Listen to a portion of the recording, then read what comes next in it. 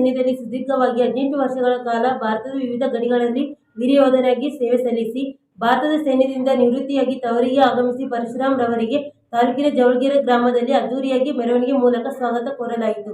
ಗ್ರಾಮದ ವೆಂಕಟೇಶ್ವರ ದೇವಸ್ಥಾನದಿಂದ ಪ್ರಾರಂಭವಾದ ಈ ಭವ್ಯವಾದ ಮೆರವಣಿಗೆಯು ಶರಣಬಸವೇಶ್ವರ ಕಲ್ಯಾಣ ಮಂಟಪದವರೆಗೆ ನಡೆಯಿತು. ವಿವಿಧ ಶಾಲೆಯ ವಿದ್ಯಾರ್ಥಿಗಳಿಗೆ ಭಾಗವಹಿಸಿದ ನಿವೃತ್ತಿ ಸೈನಿಕ ಪರಶುರಾಮ್ ರವರಿಗೆ ಗೌರವವನ್ನು ಸಲ್ಲಿಸಿದರು.